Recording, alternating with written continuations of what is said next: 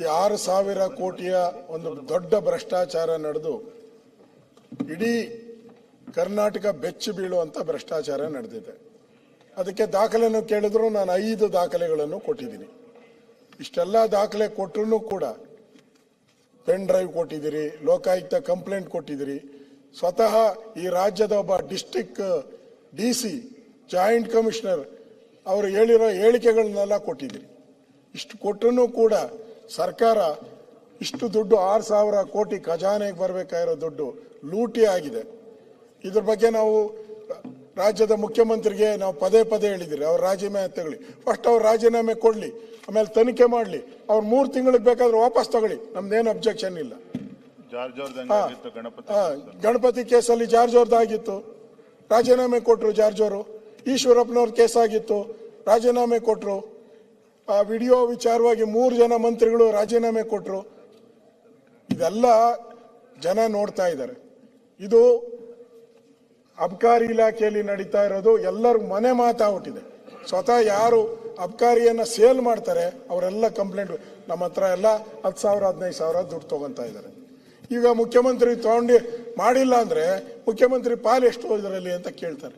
ಮುಖ್ಯಮಂತ್ರಿ ಪಾಲು ಇರ್ಬೇಕಿಲ್ಲ ಅಂದ್ರೆ ಯಾಕೆ ಕೇಳ್ತಾರೆ? ಯಾಕೆ ಅವ್ರನ್ನ ಅವಾಯ್ಡ್ ಮಾಡ್ತಾ ಇದ್ದಾರೆ? ನೈತಿಕತೆ, ನಮಗೆ ನೈತಿಕತೆ ಪಾಠ ಹೇಳ್ತಾರಲ್ಲ, ಎಲ್ಲಿ ನೈತಿಕತೆ ಇದೆ ಇವ್ರಿಗೆ? ಇದರಲ್ಲಿ ಯಾವ್ಯಾವ ಎಲೆಕ್ಷನ್ಗೆ ಈಗ ಪ್ರಧಾನಮಂತ್ರಿಗಳು ಒಂದು ಹೇಳಿಕೆಯನ್ನ ಬಂದಿತ್ತು, ಅಲ್ಲಿ ನಾನು ನೋಡಿದ್ದೀನಿ. ಮಹಾರಾಷ್ಟ್ರ ಚುನಾವಣೆಗೆ ಅಬ್ಕಾರಿದು 700 ಕೋಟಿ ಬಂದಿದೆ ಅಂತ. ಅವ್ರು ಪ್ರಧಾನಮಂತ್ರಿಗೆ ಮಾಹಿತಿ ಇಲ್ದಿರ ಹೇಳಿರ್ತಾರ? ಇವತ್ತು ಪ್ರತಿ ಎಲೆಕ್ಷನ್ಗೂ ಹೋದ್ಸರಿ ಬಳ್ಳಾರಿ ಎಲೆಕ್ಷನ್ಗೆ ವಾಲ್ಮೀಕಿ ನಿಗಮದ್ದು, ಲೋಕಸಭೆ ಎಲೆಕ್ಷನ್ಗೆ, ಇವತ್ತು ಅಸ್ಸಾಮಲ್ಲಿ ನಡೀತಾ ಇದೆ. ಇನ್ಚಾರ್ಜು DK ಶಿವಕುಮಾರ್ ಅವರು, ಕೇರಳಗೆ ಇನ್ಚಾರ್ಜು ಜಾರ್ಜ್ ಅವರು. ದುಡ್ಡು ಅಬ್ಕಾರಿಗೆ ಇಲಾಖೆದು ಕರ್ನಾಟಕದ. ನಾವೆಲ್ಲ ಕರ್ನಾಟಕವನ್ನ ATM ಮಾಡಿದ್ದಾರೆ, ATM ಮಾಡಿದ್ದಾರೆ. ATM ಅಲ್ಲ, ಈಗ ರಿಸರ್ವ್ ಬ್ಯಾಂಕ್, ಕೇಂದ್ರದ ಕಾಂಗ್ರೆಸ್ ನಾಯಕರಿಗೆ ರಿಸರ್ವ್ ಬ್ಯಾಂಕ್ ಇದು. ಪ್ರತಿ ಎಲೆಕ್ಷನ್ಗೂ ಇಲ್ಲಿಂದ ಹಣನ ಕಳಿಸ್ತಾ ಇದ್ದಾರೆ. ಇಲ್ಲ ಅಂದ್ರೆ ಅವ್ರನ್ನ ರಾಜೀನಾಮೆ ತಗೋಬೇಕಾಯ್ತು. ರಾಜೀನಾಮೆ ಆಯ್ತು ನೋಡಿ, ಓಕೆ, ಅಲ್ಲಿ ಸೀಟಿಗೆ ಹೋಗಿ. ಈಗ ನಮ್ದೇ ಒಂದ್ ಸೆಕೆಂಡ್ ಹಿಂದೆ ಎಲ್ಲ ಆಗಿದೆ. ಪ್ರತಿಪಕ್ಷ ಅಲ್ಲಲ್ಲ, ಅದೇ ಒಂದೇ ನಿಮಿಷ ಮುಗಿಸ್ತೀನಿ ನಾನು, ಒಂದೇ ನಿಮಿಷ. ಅಧ್ಯಕ್ಷರೇ, ಇವರು ಟ್ರಾನ್ಸ್ಪರೆಂಟ್ ಇದ್ದಿದ್ರೆ ಇದು ವಿಡಿಯೋ ಬಂದು 3 ತಿಂಗಳಾಯ್ತು.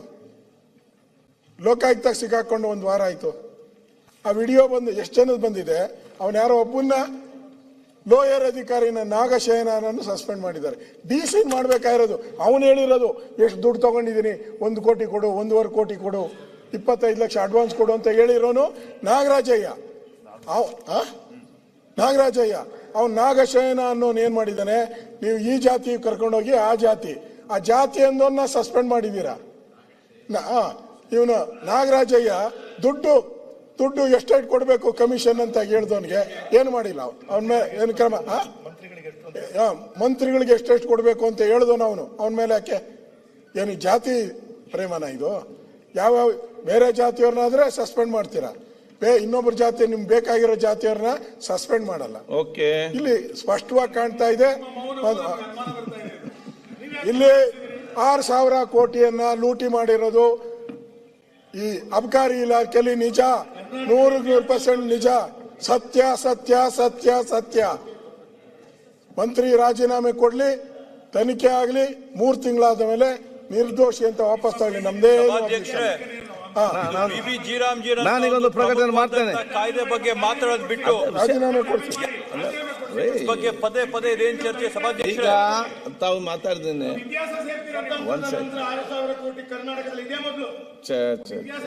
ನಾವ್ ಹೇಳಿಲ್ಲ ಸರ್ 6,000. ಅಬ್ಕಾರಿ ಯಾರು 40,000 ನಮ್ಗೆ ಟ್ಯಾಕ್ಸ್ ಅನ್ನ ತಂದ್ಕೊಡ್ತಾರೆ. ಆ ಅಸೋಸಿಯೇಷನ್ ಹೇಳಿರೋದು. ಮುಖ್ಯಮಂತ್ರಿಗಳ ಆತ್ಮೀಯರವರು, ಇವರು ಒಟ್ಟಿಗೆ ಆತ್ಮೀಯ ಸ್ನೇಹಿತರು, ಅವರೇ ಹೇಳಿರೋದು. ಮೊದಲು ಮುಖ್ಯಮಂತ್ರಿ ಎಲ್ಲ ಬದಲಾವಟ್ಟವ್ರೆ. ಈಗ ತಾವು ಅಸೋಸಿಯೇಷನ್ ಒಂದ್ ಸೆಕೆಂಡ್ 40% ಮಾಡ್ದೋ ನಾವು ಅಪತ್ತ ಮಾಡ್ದೋ ಅಂತ ಇಟ್ಕೊಳ್ಳಿ. ಅಸೋಸಿಯೇಷನ್ ಅದೇನು ಇದ್ರದ್ದೇನ್ರಿ ಅದು ಸಾಕ್ಷಿನ ಇದು ನೀವು ಮಾಡ್ತಾ ಇರೋದು ಯಾರಾದ್ರೂ ಜನ ಒಪ್ತಾರೇನ್ರಿ ಸಾಕ್ಷಿ ಏನೈತ್ರಿ ಸಾಕ್ಷಿ 6,000 ಕೋಟಿಗೆ ಎಲ್ಲೈತ್ರಿ 6,000 ಕೋಟಿ ಬರೀ ಸುಳ್ಳು ಹೇಳ್ಕೊಂಡು ಯಾಕ್ರಿ ಹಿಂಗ್ ಮಾಡ್ತೀರಾ ಒಂದ್ ಸೆಕೆಂಡ್ ಒಂದು ಪ್ರಕಟಣೆ ಇದೆ. ಪ್ರಸ್ತುತ ಅಧಿವೇಶನದಲ್ಲಿ ಈ ಕಂಡ ಮಾನ್ಯ ಸದಸ್ಯರುಗಳು ಅವರ ಮುಂದೆ ನಮ್ಮ ವಿಜಯವಾಹಿನಿ ನ್ಯೂಸ್ ಚಾನೆಲ್ನಲ್ಲಿ ಪ್ರಮೋಷನ್ ಜಾಹೀರಾತು ಅಡ್ವರ್ಟೈಸ್ಮೆಂಟ್ ನೀಡಲು ಸಂಪರ್ಕಿಸಿ 9535808456.